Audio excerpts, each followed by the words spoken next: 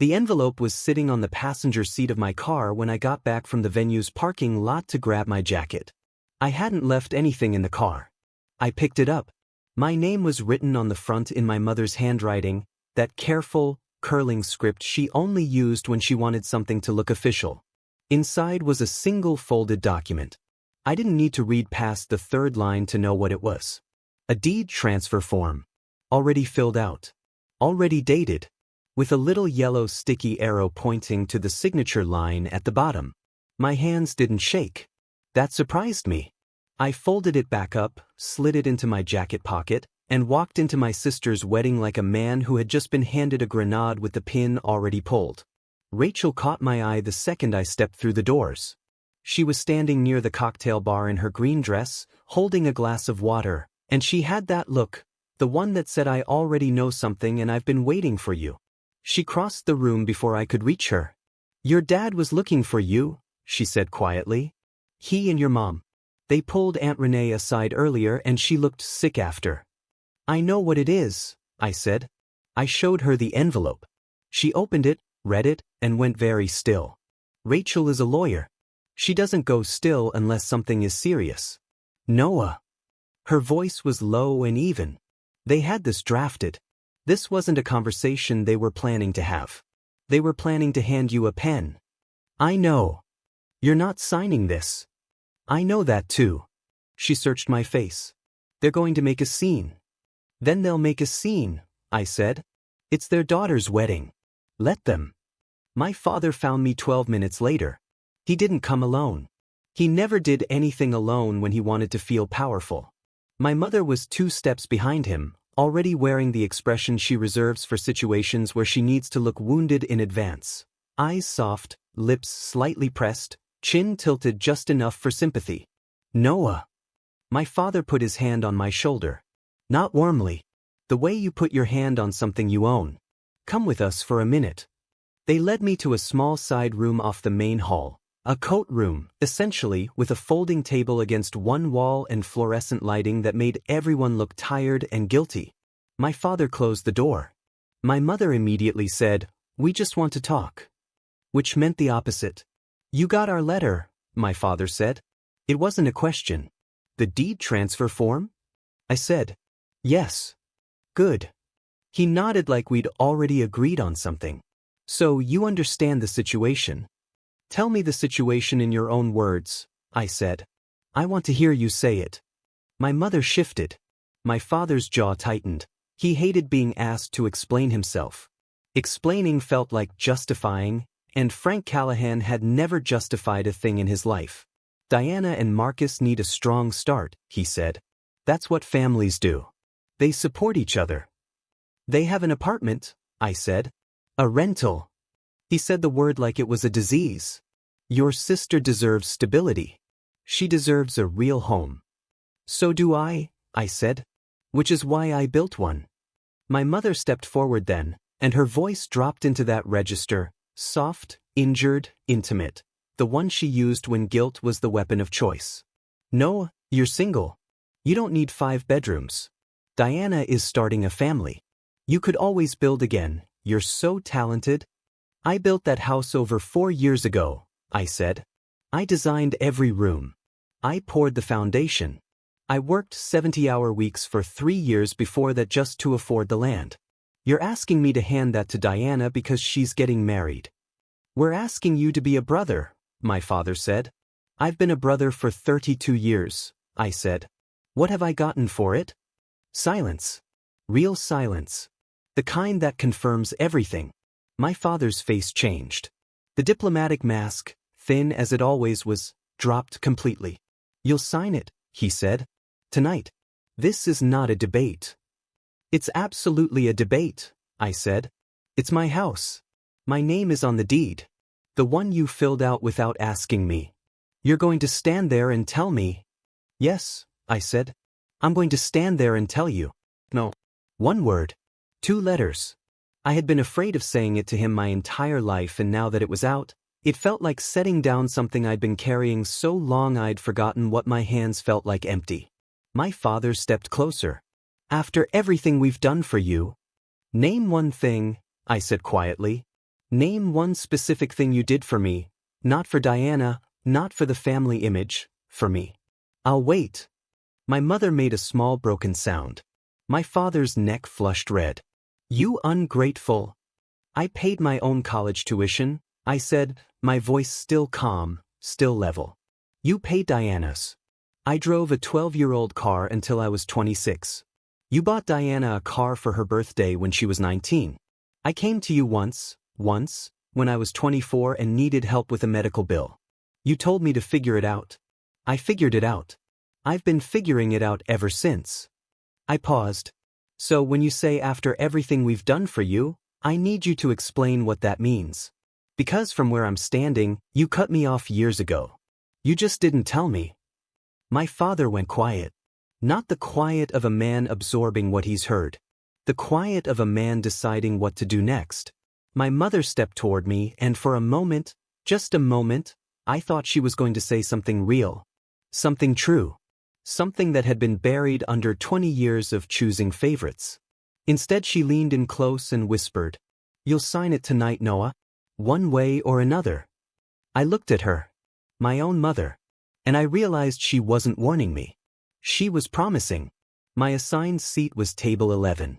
I didn't need to count the tables to understand what that meant. The family table, my parents, Diana, the wedding party, the Webbs, was table 1 front and center, draped in white linen and strung with fairy lights. Table 11 was near the back, beside the service corridor, close enough to the kitchen that I could hear the catering staff talking through the wall. They had seated me next to Aunt Renee. I hadn't seen her since Christmas, and she looked older, not frail, just tired in the way people get when they've spent too many years watching a family destroy itself from the inside and couldn't do a thing to stop it. She stood when she saw me, hugged me once, firmly, and then looked at my face the way only someone who actually knows you can. "How bad was it?" she asked. "The coat room," I said. "They had the paperwork already printed." She closed her eyes for exactly 2 seconds. Then opened them. "Sit down, Noah." We sat. The reception hall was full now, 200 guests, round tables blooming with floral centerpieces, candles lit, the DJ playing something soft and instrumental while people found their seats. Diana floated between tables in her dress, laughing, luminous, completely at ease. The performance of a woman who believed everything was already settled. That's when Renee leaned toward me and said it. "They told Diana you agreed." I turned to look at her. "Last week," Renee said quietly, eyes forward, voice low beneath the music. "Your mother called Diana and told her the house was already being transferred. That you'd agreed. That it was done." She paused. "Diana's been telling people. The Webbs know. Marcus's parents think the house is part of the wedding arrangement." I sat with that for a moment. They hadn't just prepared a document. They had built an entire false reality around it, told everyone the story was already over so that when they handed me the pen tonight, refusing would mean humiliating Diana in front of her new in-laws, in front of 200 people on her wedding day. They had engineered the perfect trap. And the bait was my love for a sister who had never once loved me back equally. "Renee," I said, "did you know before tonight?" She looked at me then. Directly. And the guilt in her eyes answered before her mouth did. "Your mother told me at the rehearsal dinner," she said. "I told her it was wrong. She told me to stay out of the family business." The pause. "I should have called you." "I'm sorry, Noah. I'm sorry I didn't call you." I nodded. I didn't have the energy to be angry at Renee. She wasn't the architect of this. She was just another person who had learned that speaking up in the Callahan family cost more than staying quiet. "It's okay," I said. "It's not," she said firmly. "None of this is okay."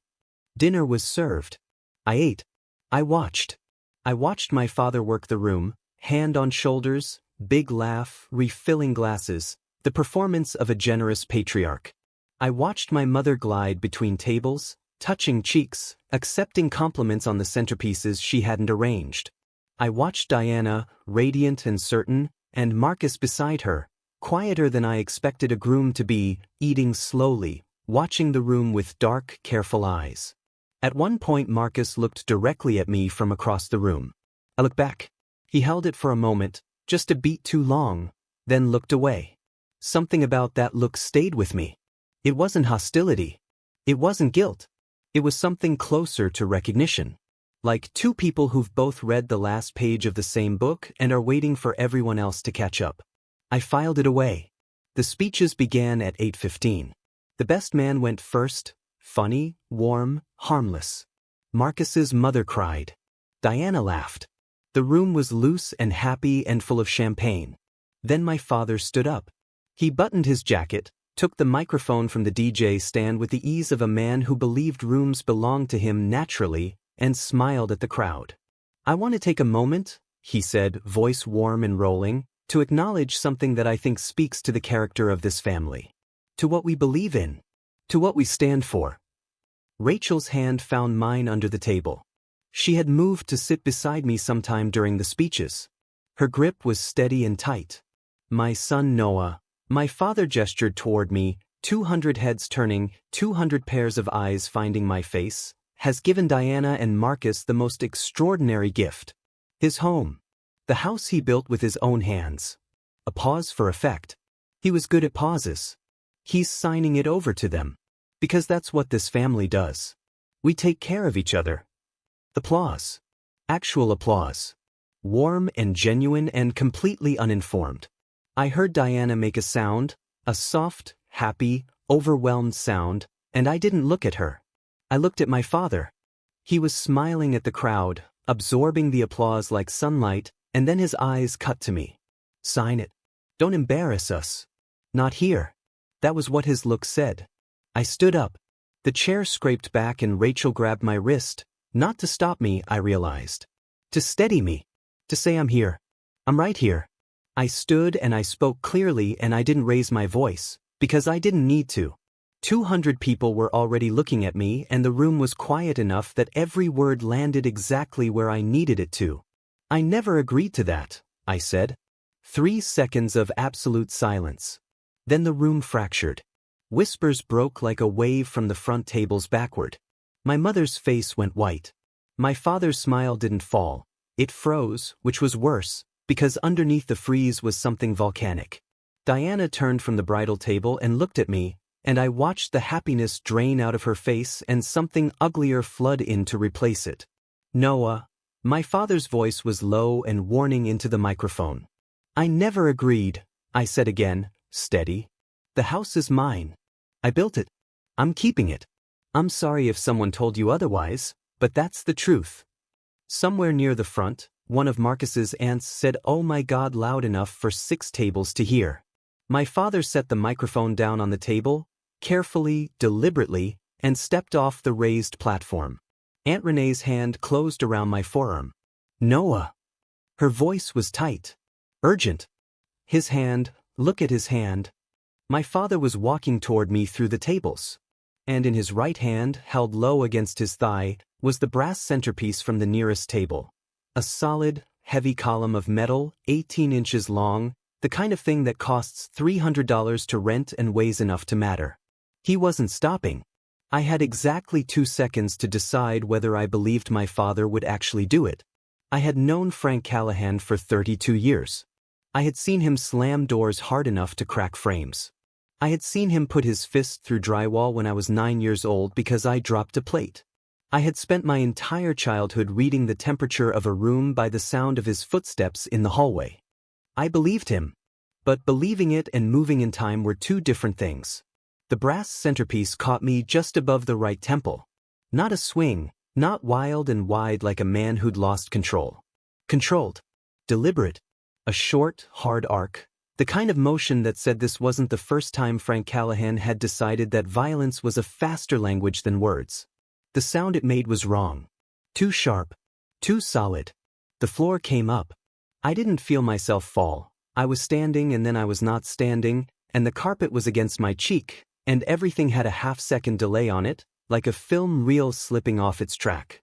I could hear the room, screaming, chairs scraping back, glass breaking somewhere, but it all came through water. Rachel's voice cut through first. Noah. Then nothing for a moment. Just white. When the white pulled back, I was still on the floor and the ceiling of the reception hall was above me. Chandeliers, fairy lights, The whole beautiful, ridiculous architecture of a celebration, and Aunt Renee's face was blocking part of it, her hand on my cheek, her voice saying my name over and over in that low, urgent way.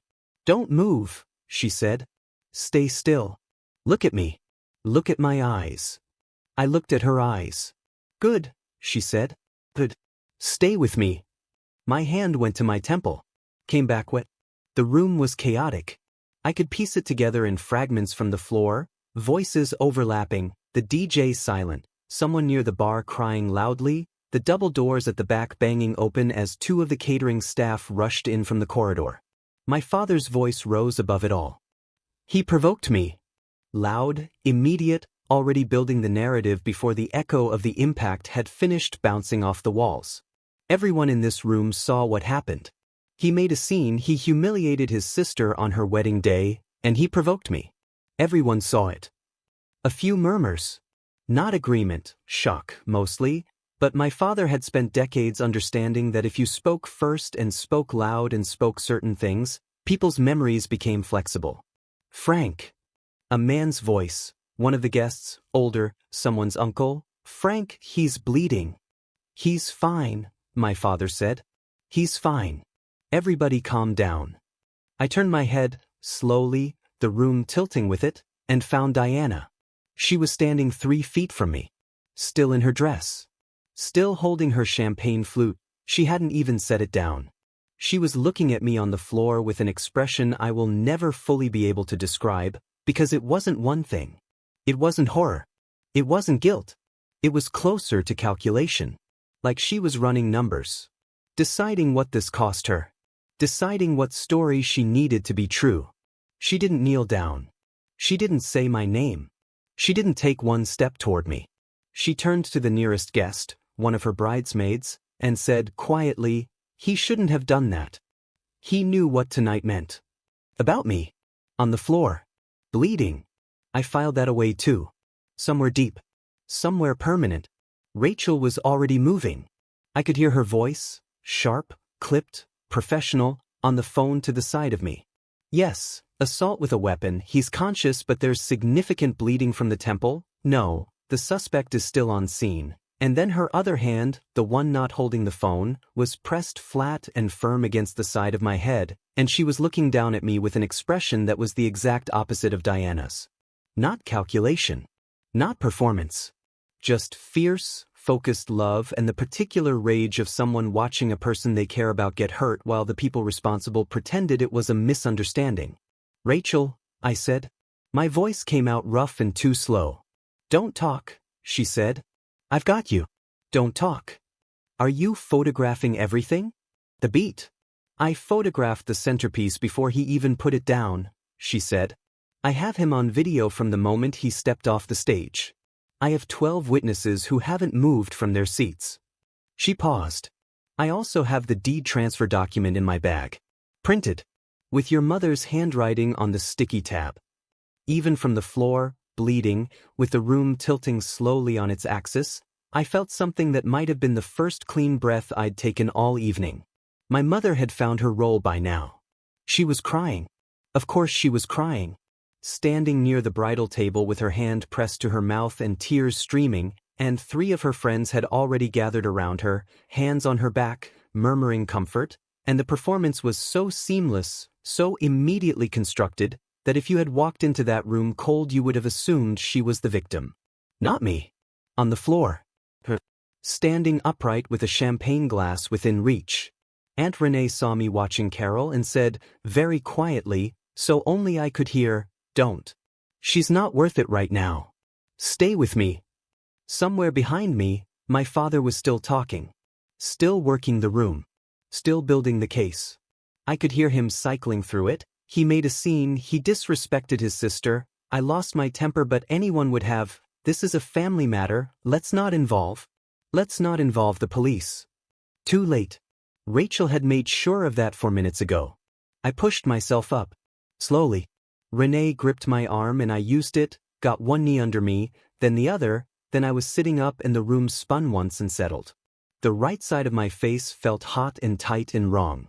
Someone, one of the catering staff, a young woman with a white cloth, had appeared beside Renee and was pressing the cloth gently to my temple. "Sir, please don't stand yet." "I'm okay," I said. "You are not okay," Renee said firmly. "I know," I said. "But I need to sit up." I sat up. I looked at the room. 200 people, some standing, some frozen in their seats, some clustered in groups talking in urgent low voices. The fairy lights were still on. The candles were still burning. The wedding cake was still on its table near the far wall, untouched, 5 tiers of white fondant with sugar flowers on top. Everything still looked like a wedding. Except for me, on the floor, with a cloth pressed to my head. My father had run out of people willing to listen to him.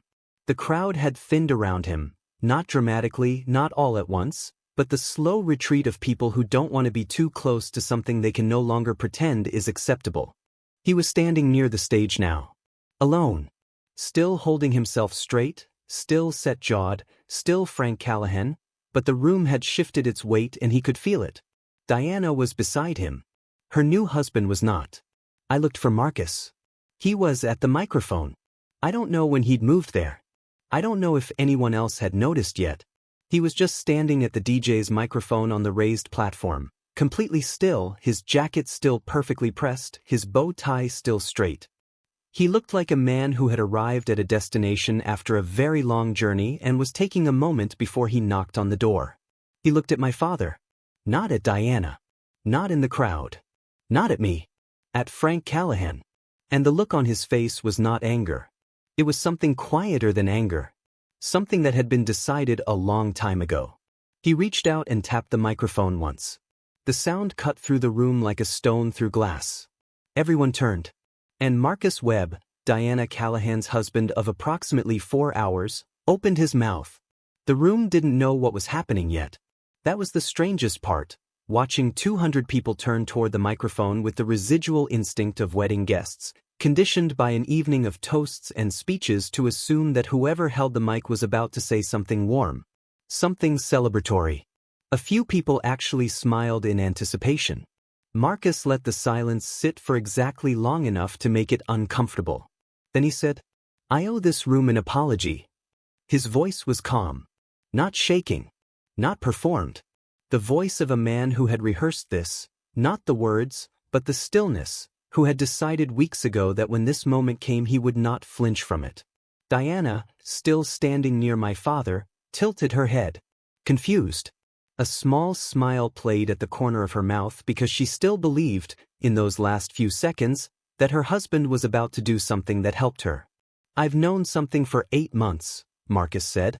I told myself it wasn't my place to say it. That it was complicated.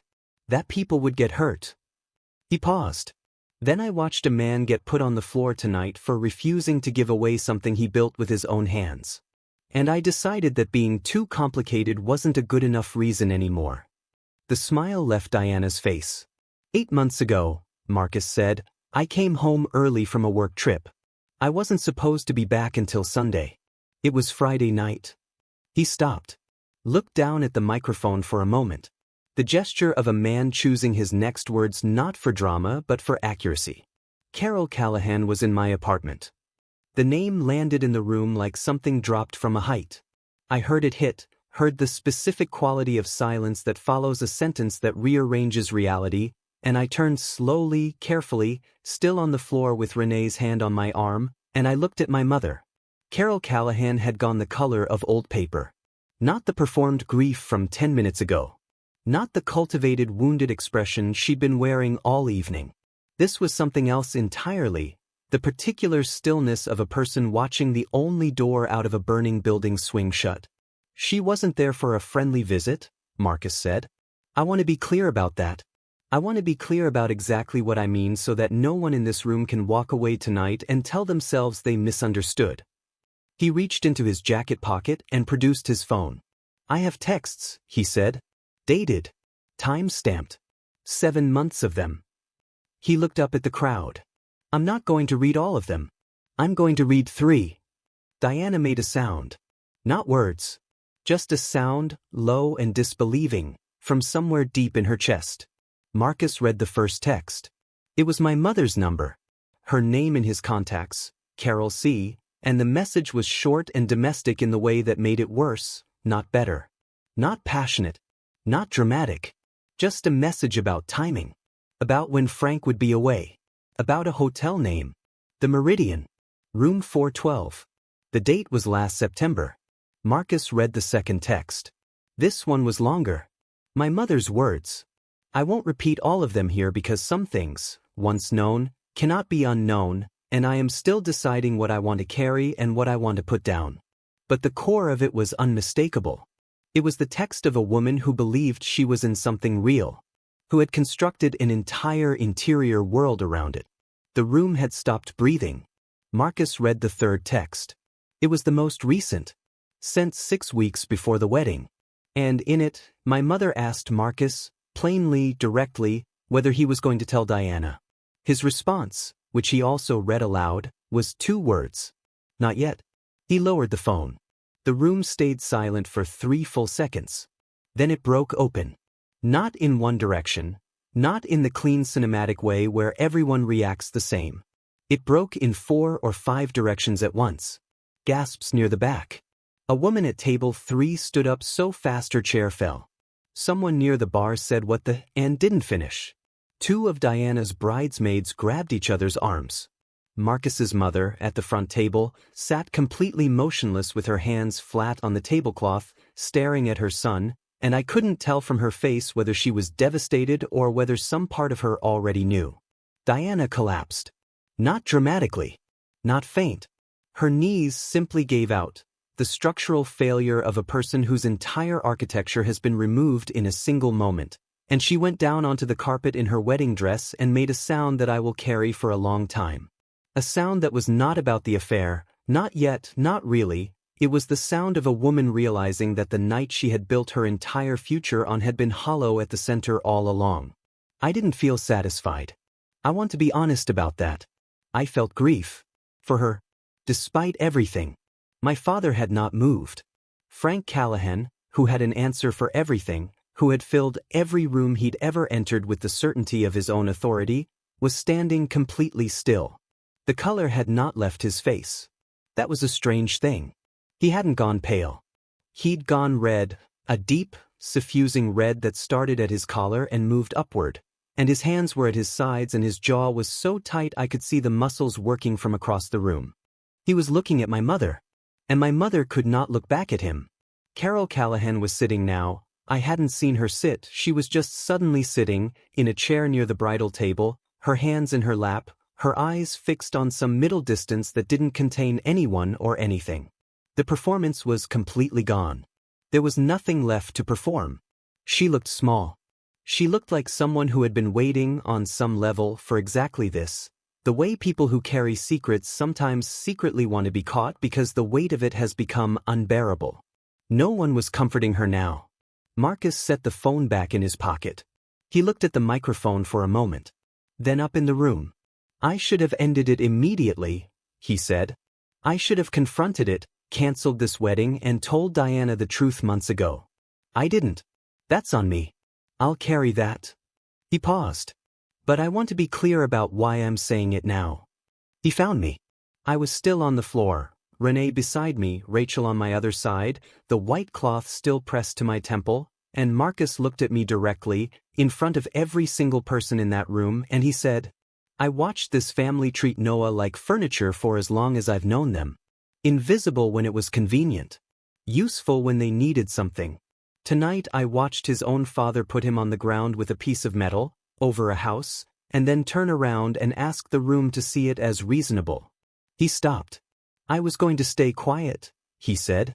I had convinced myself it wasn't my story to tell. That the damage was done. That what Carol and I had done was separate from all of this. Another pause. Then I looked at Noah on the floor and I looked at Frank Callahan explaining it away, and I understood that silence in this family had a very specific function. It protected the people who caused the damage. It cost the people who absorbed it. He reached out and switched the microphone off. Set it down on the stand. Straightened his jacket. And then Marcus Webb walked off the platform, crossed the reception hall through 200 people who parted for him without a word, and crouched down in front of me on the floor. Up close, his eyes were exhausted. The particular exhaustion of someone who has been holding something heavy for a very long time and has finally, just now, set it down. "I'm sorry it took me this long," he said quietly. I looked at him. "Why tonight?" "Because tonight was when it mattered," he said simply. He straightened up.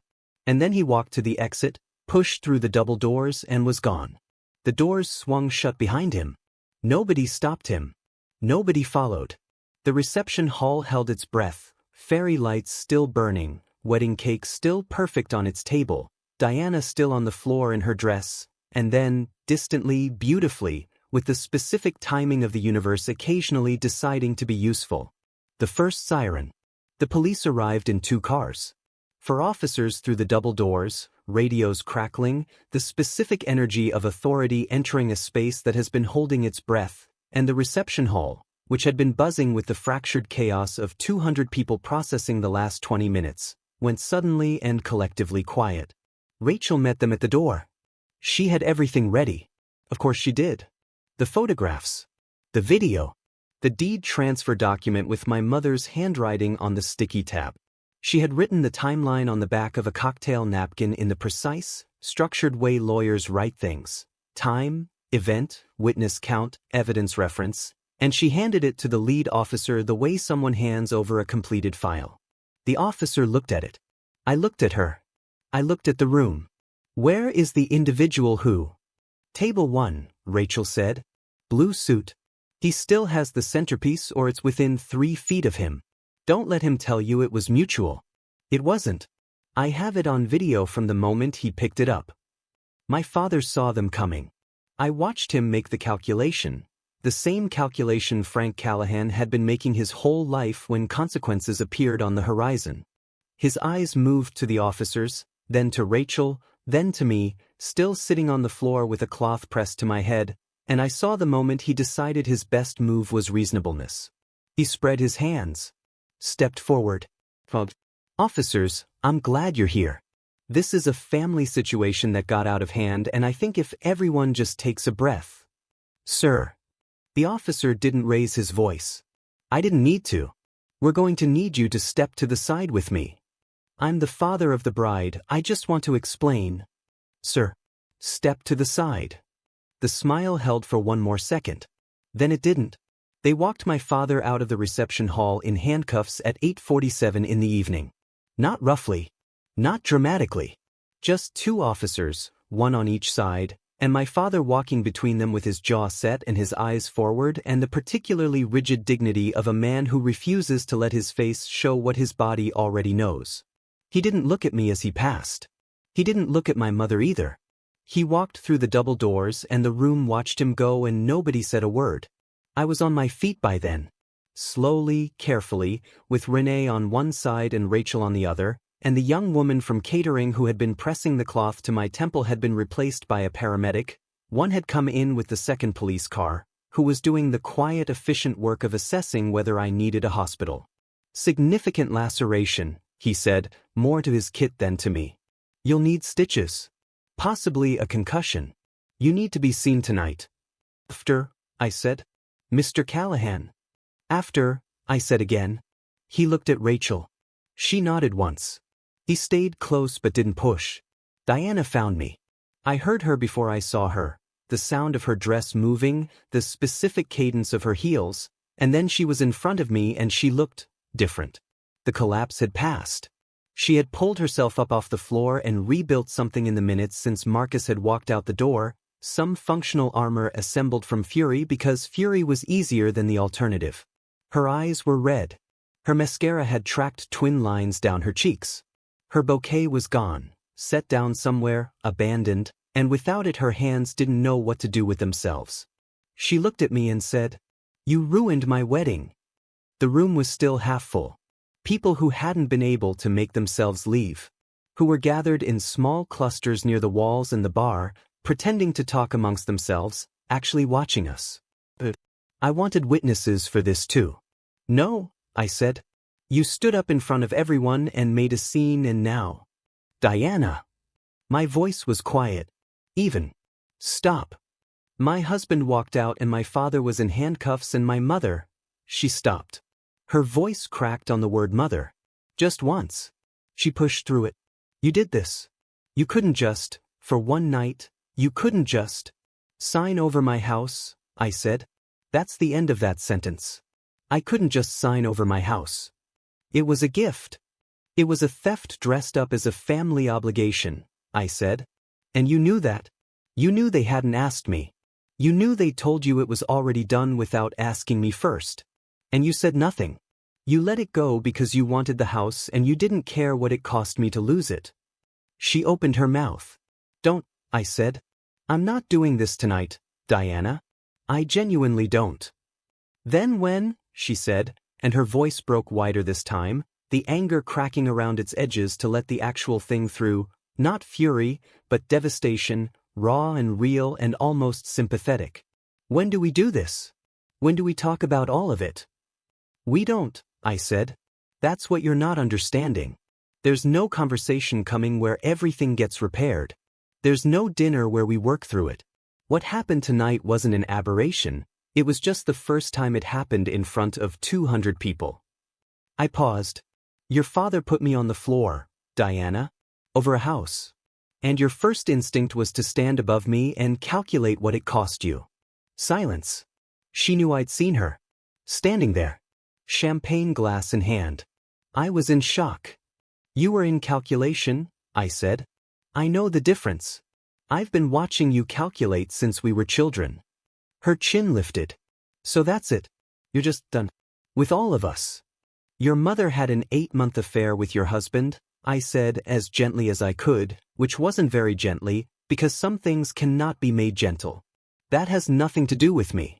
That's not my wreckage to sort through. What is mine? My house, my name, my choices. I'm keeping all of it. Every single piece of it. She stared at me, and I saw it happen. The slow, terrible arrival of understanding. Not about me. About everything else. About her mother. About Marcus. About what her marriage had been built on before it had even begun. The fury drained out of her face, and what was underneath it was so unguarded and so broken that for a moment she was not my calculating, weaponized sister. She was just a woman standing in a wedding dress with nowhere to go. I felt the grief again. Real and useless. I'm sorry this happened to you, I said. And I meant it. I'm not sorry I didn't sign the house over. But I'm sorry about Marcus. And about Mom. You didn't deserve that. Her jaw tightened. She would not cry in front of me. That was her version of dignity, and I respected it even now. She turned and walked away. My mother had not moved from her chair. The guests around her had quietly redistributed themselves to other parts of the room. Not cruelly, just with the instinct people have to create physical distance from the epicenter of something catastrophic. She sat alone at the edge of the bridal table, hands still in her lap, eyes still fixed on the same middle distance she'd found when Marcus finished reading. Renee looked at me. A question without words. I shook my head. Not tonight. Maybe not ever. But definitely not tonight. The lead officer came back inside and found Rachel. We'll need a formal statement, he said. From your, he glanced at me, from the victim. Tomorrow morning, Rachel said. He needs medical attention tonight. We'll be at the precinct at 9 a.m. That works. The officer looked at me. Your father has been charged with assault with a deadly weapon. He'll be processed tonight. The pause. Do you want to press full charges? Every person within earshot held their breath. I thought about the coat room. The pre-printed deed form. The yellow sticky tab with the arrow pointing to the signature line. I thought about 32 years of Table 11 while Diana sat at Table 1. I thought about the medical bill I paid alone at 24. The 12-year-old car. The college tuition. The coat room again. My mother's whisper, one way or another. I thought about the floor. The chandelier above me. The fairy lights. Full charges, I said. Everything available. Nothing reduced. Rachel didn't smile. But her hand found mine. Aunt Renee walked with us to the car. Outside, the night air was clean and cool and indifferent to everything that had just happened inside, the way the world always is, unchanged, unimpressed, moving at its own pace regardless of what falls apart within it. At the car, Renee hugged me. Long and real, both arms, the hug of someone who has been waiting a long time to be on the right side of something and is finally there. "Go get your head looked at," she said. "I will." "And Noah." She pulled back, held my face in both her hands, gently, away from the wound, and looked at me the way she used to when I was small and the world was confusing and she was the only adult who ever seemed to notice. "You didn't lose anything tonight that was ever really yours." I understood what she meant. The family I'd lost tonight had never fully existed. I had been the only one maintaining the fiction of it.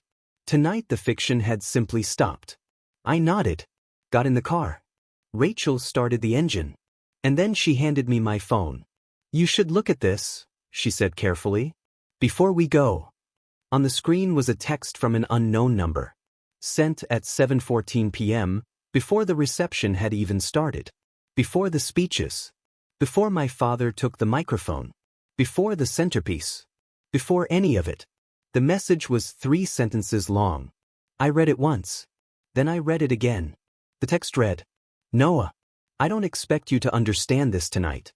But everything that happens in that room was going to happen one way or another. I just decided it would happen on a night when there were enough witnesses to make sure it stuck. I'm sorry you had to be on the floor for any of it. You didn't deserve that part." I sat with it in the passenger seat while Rachel drove. The city moved past the windows. Street lights, late traffic, the ordinary world doing its ordinary things, and I read the text a third time and then set my phone face down on my knee. Marcus had known. Not guessed. Not hoped. No. He had walked into that wedding with a decision already made, a phone full of evidence already prepared, and had waited, through the ceremony, through the cocktail hour, through dinner and speeches, for the precise moment when it would land with the most force and the least deniability. He had chosen the moment my father raised that centerpiece.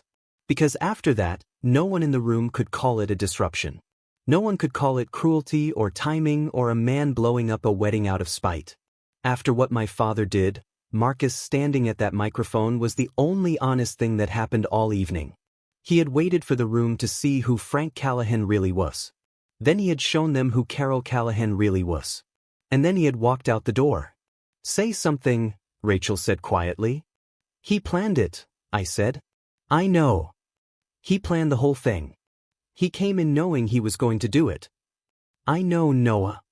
I looked out the window. "I don't know how to feel about that." "You don't have to know tonight," she said. "Tonight you just have to get your head stitched up." 7 stitches. There was quiet for a Saturday. A nurse who didn't ask too many questions, a doctor who asked the right ones, and Rachel in the plastic chair beside the bed answering emails on her phone with the focused calm of someone who processes adrenaline through productivity. When the doctor left, she put her phone down and looked at me. "Full charges," she said. "That was right." "I know." He would have spun it. Given any room at all, he would have made it into something else. "I know." She was quiet for a moment. "How's your head?" "Hurts." "On a scale of 1 to 32 years of accumulated family damage?" I almost smiled. Almost. "About a 4. She reached over and took my hand. Didn't say anything else. Didn't need to. 1 week later, Frank Callahan took a plea deal 14 days after the wedding. Assault with a deadly weapon, reduced from the maximum because his lawyer was expensive and his record was clean and the justice system moves the way it moves. Probation. Mandatory anger management counseling. A restraining order that Rachel filed on my behalf the morning after, which meant he couldn't come within 100 yards of me, my home, or my workplace. He didn't call me. Didn't write. Didn't send anything through a third party. I had expected, somewhere in the back of my mind, that there would be a moment, some version of a reckoning between us, father and son, some confrontation where he either justified himself or broke down or raged or apologized. Something that would give the story a shape I understood. There was nothing. Frank Callahan processed his consequence the same way he had processed his entire life, in silence, with his jaw set, refusing to acknowledge that anything had happened except to the people who couldn't be avoided. His lawyer. His probation officer. The counselor he was required by law to sit across from once a week. Not me. I found, after a while, that I preferred it that way. Diana moved back into my parents' house 3 days after the wedding. Marcus had already vacated the apartment they'd shared, efficiently, without drama, apparently with help from 2 friends and a rented van on the Monday after the reception. He left her the furniture, took his books, his records, his clothes, and the framed photograph from his desk that I would later learn was a picture of his grandmother. He left his wedding ring on the kitchen counter. Diana filed for annulment 6 weeks later on grounds that would hold up easily given the circumstances. Her lawyer, not Rachel, a different one, told her it would be straightforward. She called me once in that first month. I let it ring. She didn't leave a voicemail. I told myself I'd call her back eventually. That there would be a time when enough distance had accumulated that we could talk like 2 people who had survived the same thing rather than 2 people on opposite sides of it. Maybe that time would come. Maybe it wouldn't.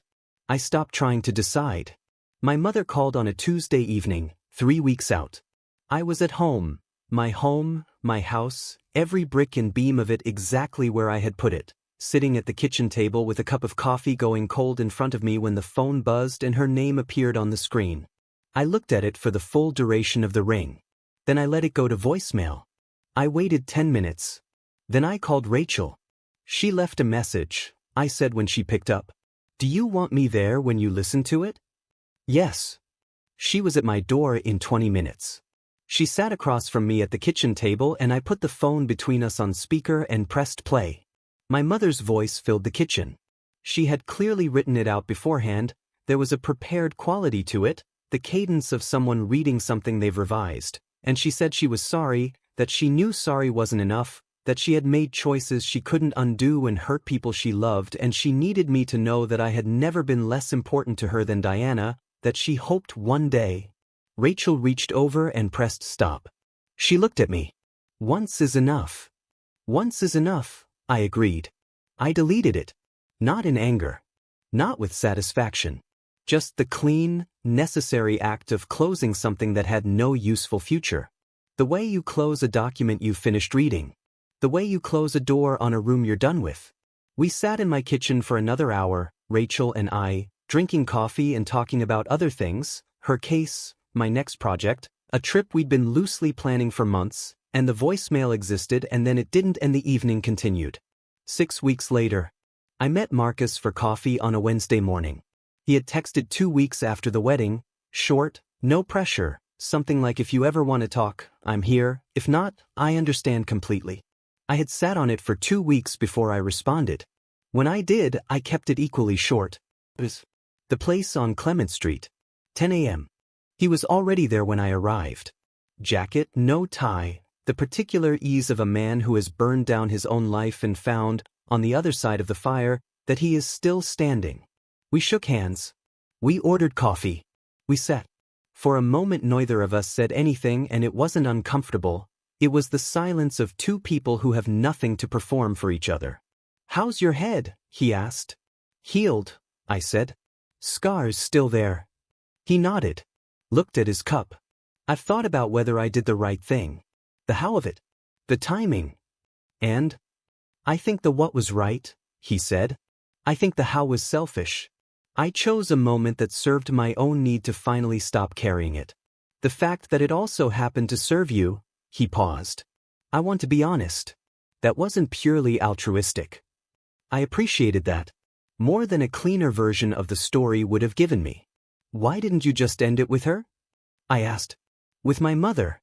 Months ago." He was quiet for a moment. "Because ending it meant confronting what I'd done," he said.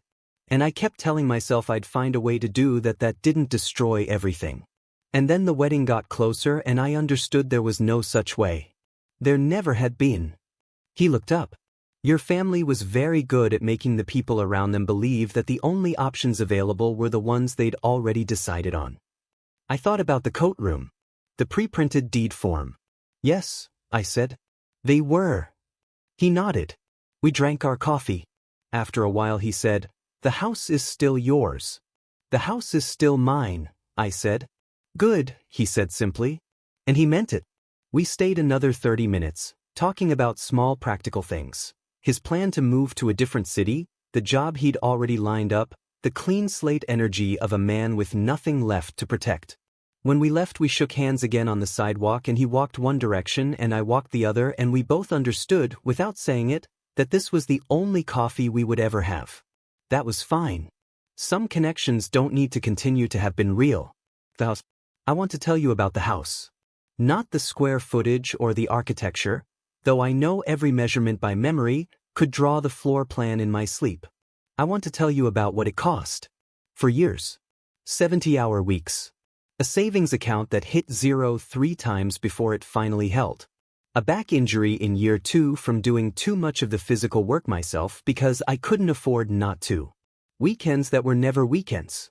A social life that shrank to nearly nothing because the energy required to build something real from nothing doesn't leave much remaining for anything else. I want to tell you that I did it alone. Not bitterly. Just factually. I did it alone because the people who should have been in my corner were busy being in Diana's corner, and I had understood by my mid-20s that waiting for help that was never coming was just another way of not building the thing. So I built the thing.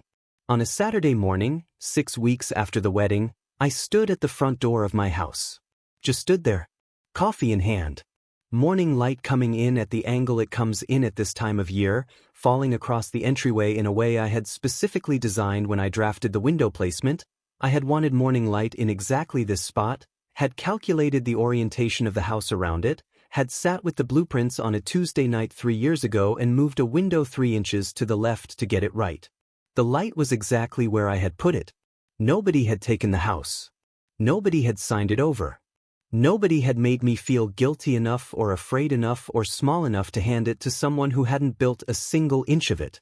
It was mine. Not defensively. Not angrily.